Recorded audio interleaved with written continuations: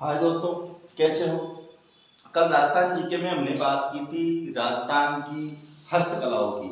आज हम बात करेंगे राजस्थान के लोक देवताओं की। तो सबसे पहले हम ये जानते हैं कि राजस्थान के लोक देवताओं में मारवाड़ के पंचपीर कौन से हैं। तो देखो, सबसे पहले हम बात करते हैं मारवाड़ के पंचपीर।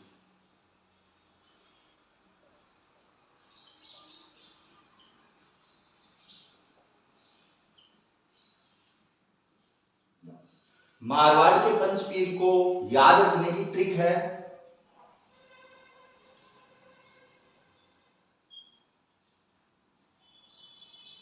मेरा पाबू गोगा है। मारवाड़ के पंचपीरों को याद रखने की ट्रिक क्या है? मेरा पाबू गोगा है। तो देखो कैसे मारवाड़ के पंचपीर निकलते हैं इस ट्रिक में। देखो, में से आया मांगलिया मेहाजी, मांगलिया मेहाजी। रा से रामदेव जी, पाबू से पाबूजी,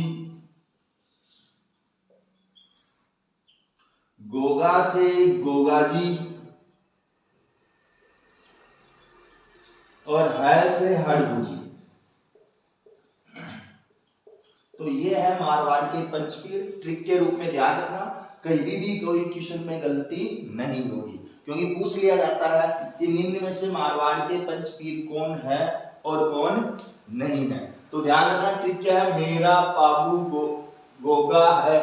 तो मैं से मांगलिया मिया जी, रा से रामदेव जी, पाबू से पाबू जी, गोगा से गोगा जी, और है से हड़बू जी। एक बार उतार लो, फिर हम बात करेंगे सबसे पहले मारवाड़ के पंचपीरों के बारे में।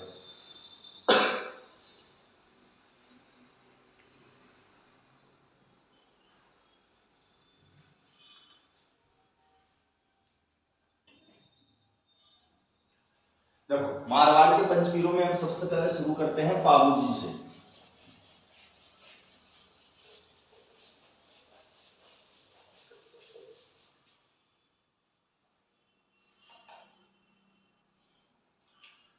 सबसे पहले लोग मारवाड़ के पंचपीर लेते हैं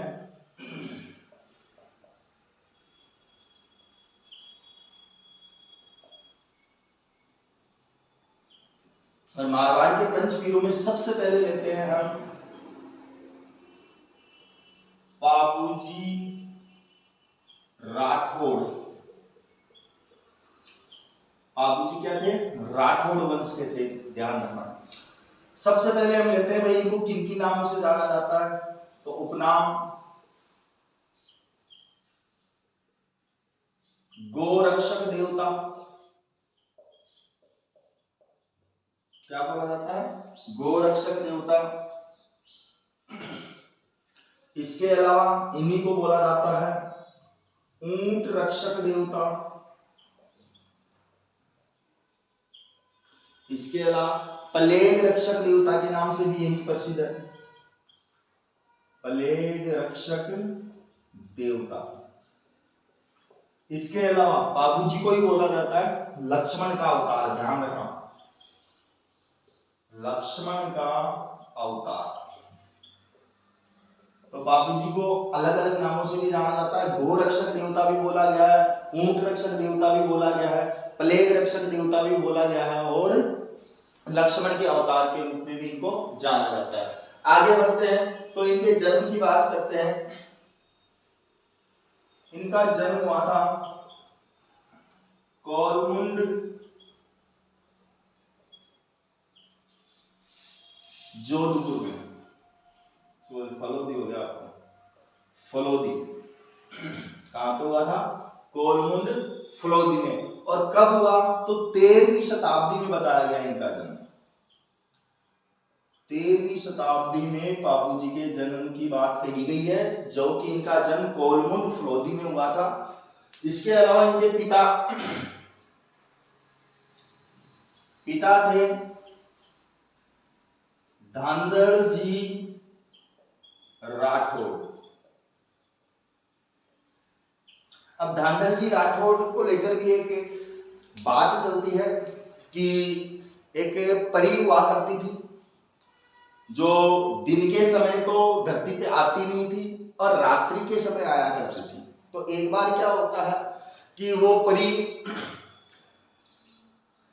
किसी तालाब में नहाने के लिए रात्रि के समय उतरी, तब उधर से ही धांधल जी राठौड़ जा रहे थे। अब जब वो जा रहे थे तो उन्होंने अपने घोड़े को पानी पिलाने के लिए उस तालाब के पास में गए, तब उस परी को इन्होंने नहाते हुए देख लिया। उस नहाते हुए देख लिया तो उसके पीछे एक शर्त ये थी कि अगर परी को किसी भी व्यक्ति ने देख लिया तो वो वापस नहीं जा पाएगी, वो धरती लोक पे रहेगी। तो होता यह है कि धांधल जी राठौड़ उस परी के सामने एक प्रस्ताव रखते हैं विवाह का। अब वो जा भी नहीं सकती थी, तो वो परी कहती है कि मैं जा नहीं सकती, मैं आपसे विवाह तो कर लूंगी, लेकिन मेरे रहने के लिए आपको अलग से महल बनवाना पड़ेगा। तो धांधल जी राठौड़ ने उस शर्त को मान लिया और दूसरी शर्त उस परी ने यह भी रखी कि मेरी इजाजत या मेरी आज्ञा के बिना कोई भी व्यक्ति उस महल में प्रवेश नहीं करेगा।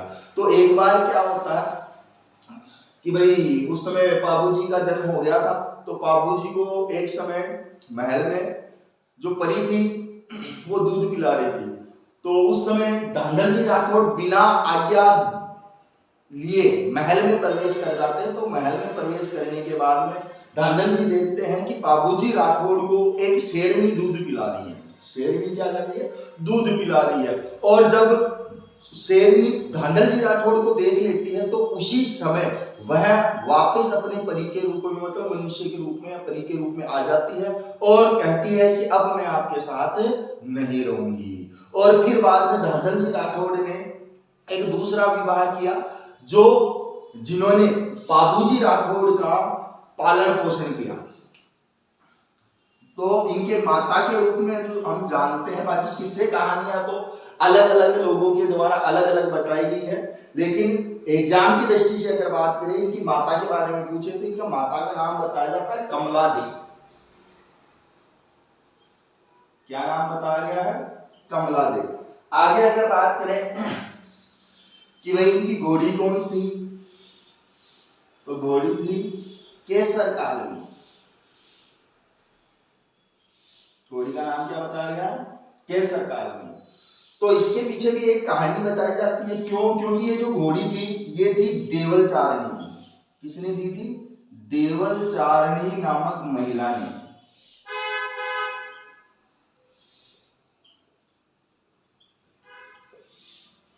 किसने दी थी? देवलचारिणी नामक कोई महिला थी, उसके द्वारा यह बाबूजी को दी गई थी। अब इसके पीछे कहानी यह है कि एक बार देवलचारिणी अपनी गायों को लेकर चराने के लिए वो निकली हुई थी, तब उधर बाबूजी राठौड़ का आना होता है। तो बाबूजी राठौड़ जब आते हैं और देवलचारिणी के पास में जब केसर कालनी घोड़ी को देखते हैं तो कहते हैं कि इनका मन इस देवलचारिणी की घोड़ी केसर कालनी पे आ गया था, इनके मन को भा गई थी कि मैं इसी को रखूंगा। तो देवलचारिणी के पास में जाते हैं और कहते हैं कि मेरे को ये घोड़ी चाहिए।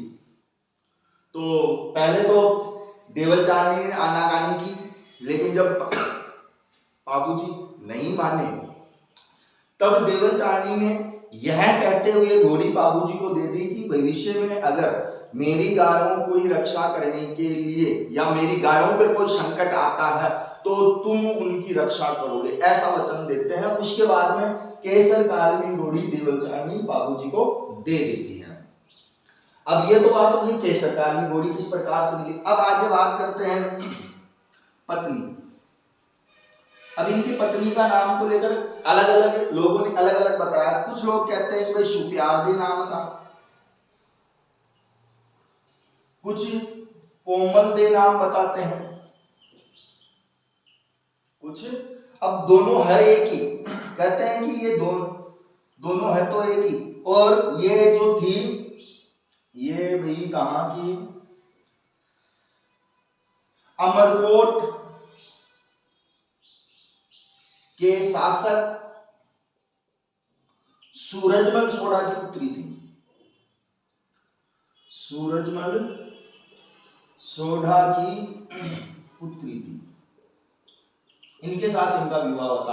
अब इनके पीछे भी कुछ कहानी है कि कहते हैं कि जब सुप्यारदेव को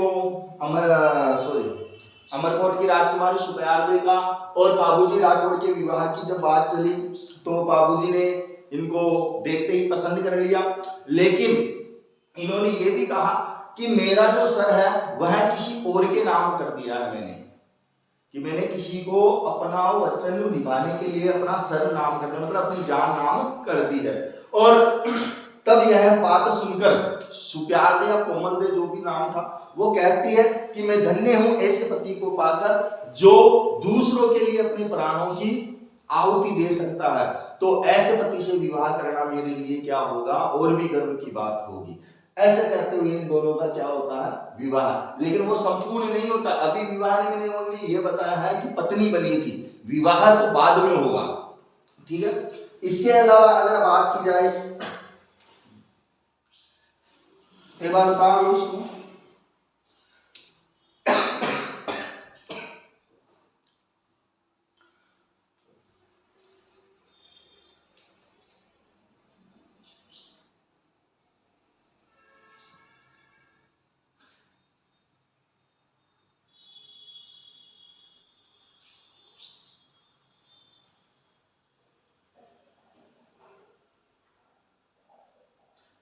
केसर घोड़ी के बारे में एक बात कही जाती है कि भाई केसर घोड़ी बड़ी सोमनी मोतिया जड़ी लगाम, क्या केसर घोड़ी बड़ी सोमनी मोतिया जड़ी लगाम, वीर बाबूजी ने मैं करूं झुक झुक प्रणाम। ये किसके लिए? केसर कालमी, क्योंकि केसर कालमी और बाबूजी की राठौड़ की अलग ही एक प्रकार की जुगलबंदी थी जिसको हम बाद में विवाह में भी पढ़ेंगे। उतार लो।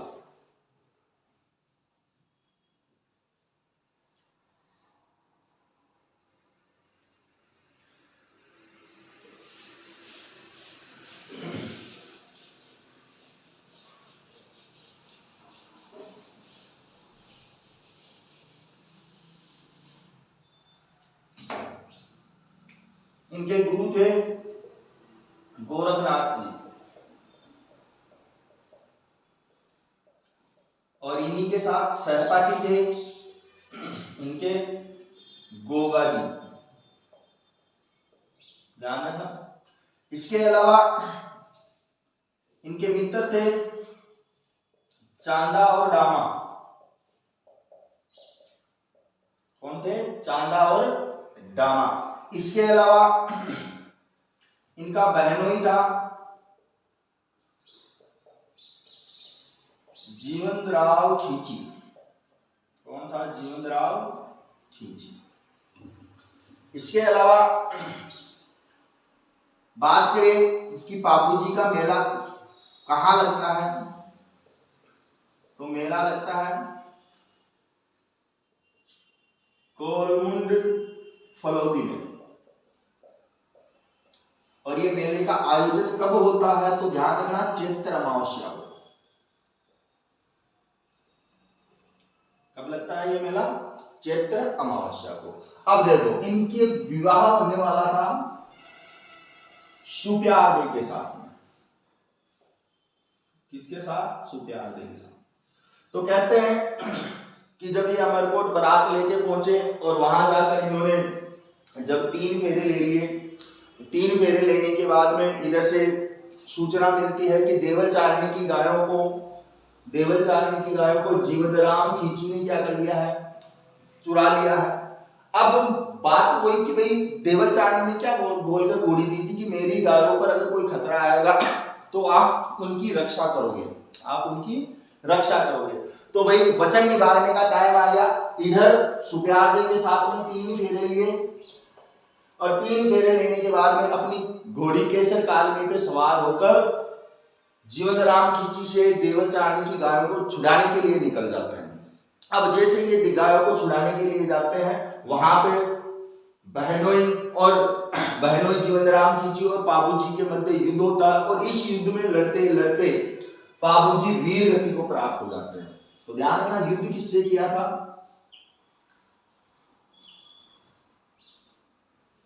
बाबूजी ने क्यों किया? तो देवल चारणी की गायों को बचाने के लिए, देवल चारणी की गायों की रक्षा करते हुए इनकी क्या हो जाती है? मृत्यु। और फिर बाद में सुत्यार देवी क्या हो जाती है? सती हो जाती है।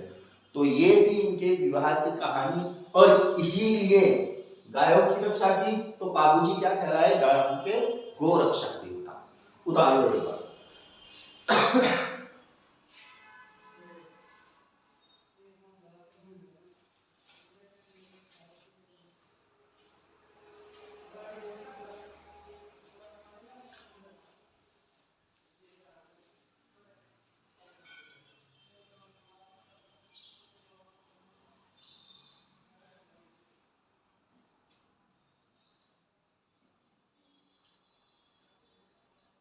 देखो आगे बढ़ते हैं। बाबूजी के बारे में और जानकारी कौन क्या क्या एग्जाम में पूछी जाती है।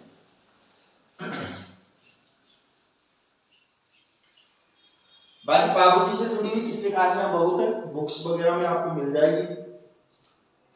अब हम बात करते हैं कि बाबूजी को लेकर और एग्जाम में क्या क्या पूछा जाता है। तो देखो मेला मैंने बता दिया, जन्म मैंने बता दिया, मृत्यु मैंने बता दी। इसके बाद में हम लेते हैं कि भाई इनके प्रतीक चिन्ह क्या है। तो प्रतीक चिन्ह के रूप में आप ध्यान रखना, भाला लिए अश्वारोही, भाला लिए अश्वारोही, और बाईं तरफ झुकी हुई पाग, बाईं तरफ झुकी हुई पाग, मतलब जो पगड़ी होती है उसके वो ऊपर वो एक निकलता है, उसको किस तरफ झुकाया जाता है? बाईं तरफ। ये थे दो प्रतीक चिन्ह। इसके अलावा अगर बात करें कि भाई इनकी फड़का वाचन कौन करता है? फड़का वाचन। तो फड़का वाचन जो किया जाता है, ध्यान रखना, नायक या आयरी जाति के भोपों के द्वारा, आयरी जाति के भोपों के द्वारा किया जाता है।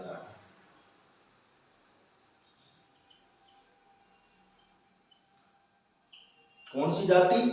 नायक या आयरी, दोनों में से कोई भी ऑप्शन एग्जामिनर देता। अब बात आती है कि ये भोपे जो फड़का वाचन करते हैं, तो इस फड़के वाचन में किस प्रकार के वाद्य यंत्र का प्रयोग करते हैं? तो ध्यान रखना, रावण हत्ता वाद्य यंत्र का प्रयोग करते हैं। कौन से यंत्र का प्रयोग करेंगे? रावण हत्ता। और रावण हत्ता किस प्रकार का वाद्य यंत्र है? तो ध्यान रखना, तत्वाद्य यंत्र में आता है। किसमें आता है? तत्वाद्य यंत्र में। इसके अलावा आगे बढ़ते हैं तो कहा जाता है कि मारवाड़ में ऊंट लाने का श्रेय बाबूजी को है। मारवाड़ क्षेत्र में जो ऊंट लाने का श्रेय है वो किसको दिया गया है? बाबूजी को। अब बात आती है कि बाबूजी को क्यों? तो ध्यान रखना कि बाबूजी की एक भतीजी थी जिसका नाम था केमल दे। क्या नाम था? केमल दे। और इस केमल दे का विवाह जो किया गया था वो किया गया था गोगाजी के साथ। किसके साथ किया था? गोगाजी। और गोगाजी कौन है? बाबूजी के सहपाठी, क्योंकि गोगाजी के गुरु भी गोरखनाथ जी रहे हैं और बाबूजी के भी कौन रहे हैं? गोरखनाथ जी रहे हैं। बाकी आगे हम पढ़ेंगे, ध्यान रखना, केमल दे का विवाह गोगाजी के साथ निका हुआ। अगर यहाँ पे स्टोरी बता देंगे तो फिर गोगाजी में मजा नहीं आएगा, ठीक है? तो हम बात करेंगे गोगाजी की आगे। तो ध्यान रखना कि मारवाड़ में ऊंट लाने का जो श्रेय है वो बाबूजी को दिया जाता है, क्योंकि इन्होंने अपनी भतीजी केमल दे के विवाह में जो ऊंट है वो दहेज के रूप में दिए थे या उपहार के रूप में दिए थे। तो ध्यान रखना, बाबूजी ने केमल दे को विवाह में ऊंट उपहार में दिए थे।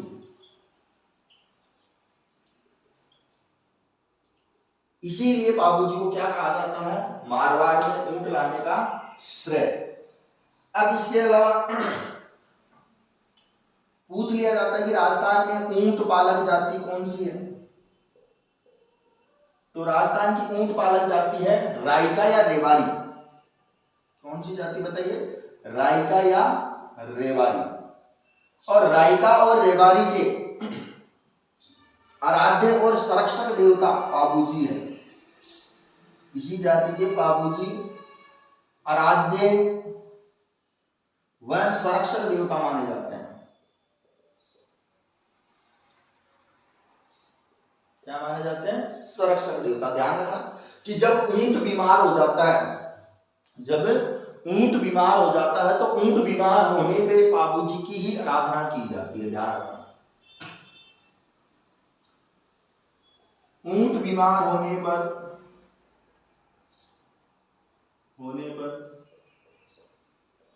पाबूजी की आराधना की जाती है।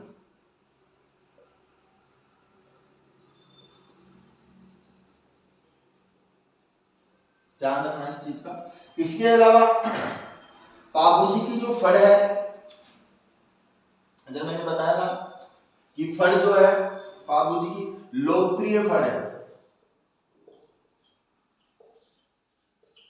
जब हमने लोक कलाएं पढ़ी थी फड़ चित्रण, तो उसमें मैंने बताया था कि बच्चे कंफ्यूज हो जाते हैं देवनारायण जी को लेकर और बच्चे क्वेश्चन गलत कर देते हैं। लेकिन सबसे लोकप्रिय पूछता है तो वो पाबूजी की फड़ है। और अगर सबसे छोटी, सबसे बड़ी, सर्वाधिक चित्रों वाली, सबसे प्राचीन अगर फड़ की बात करें तो हमारे देवनारायण जी की फड़ है। ध्यान रखना इस चीज का।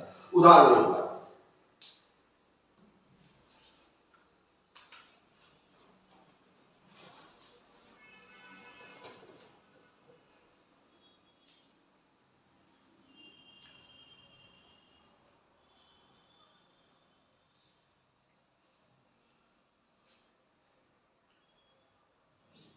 देखो आगे बढ़ते हैं,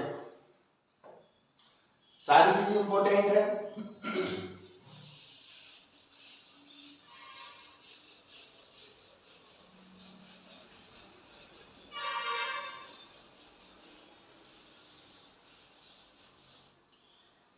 आगे हम लेते हैं कि भाई पाबूजी के पावड़े कौन सी जाति आती है।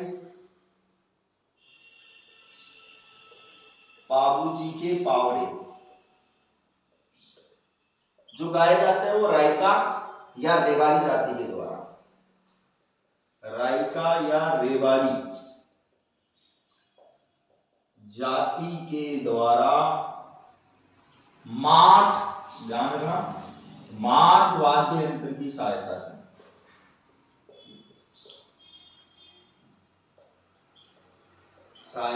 गाया जाता है। आई बात समझ में? बाबूजी के पावड़े कौन सी जाती है, राइका रेवारी के द्वारा माठ वाद्य यंत्र आता है उसकी सहायता से जाती है। इसके अलावा आगे हम बात करें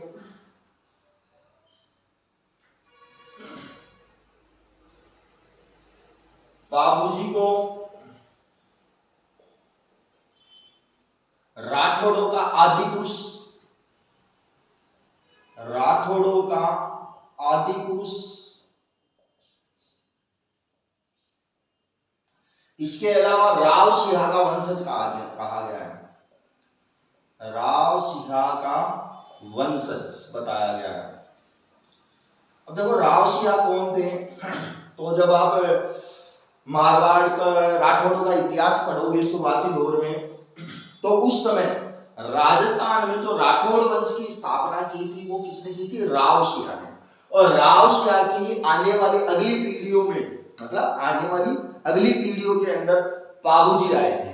ठीक है, तो जो इनके पिता थे पाबूजी राठौड़, वो दांदल जी राठौड़ किस परिवार से संबंधित है, राठौड़ परिवार से। और कौन से वंश से, तो वो राव सिंहा के वंश से निकले थे।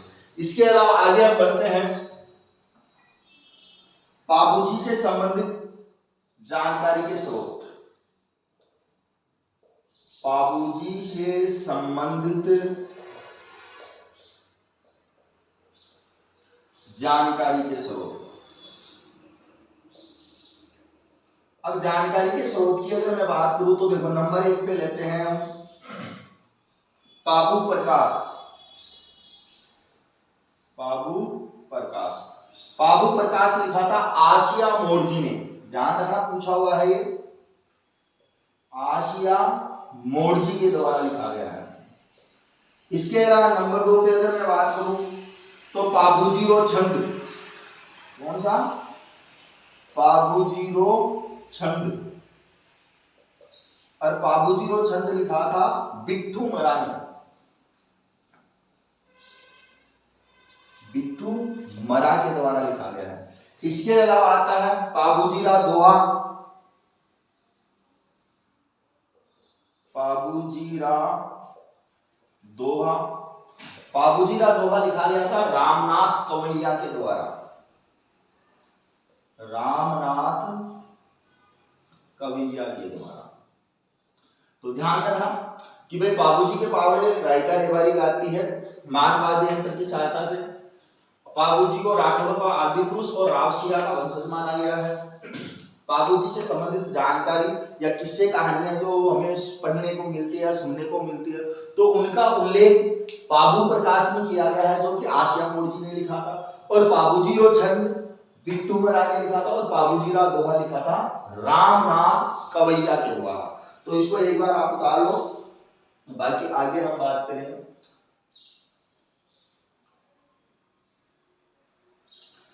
तो ये थे हमारे मारवाड़ के पंचपीर में आज की क्लास में पाबूजी राठौड़। कल हम बात करेंगे एक नए मारवाड़ के पंचपीर के बारे में। ठीक है, धन्यवाद। चैनल को ज्यादा से ज्यादा सब्सक्राइब करें और शेयर करें। फुल क्लास आपको इसी चैनल पे मिलेगी और किसी चैनल पे नहीं मिलेगी। Point to point, topic to topic हर एक क्लास आपको दी जाएगी, ताकि आने वाली वैकेंसियों में आप अच्छे से तैयारी कर सको। ठीक है, आज की क्लास करते हैं ऑफ।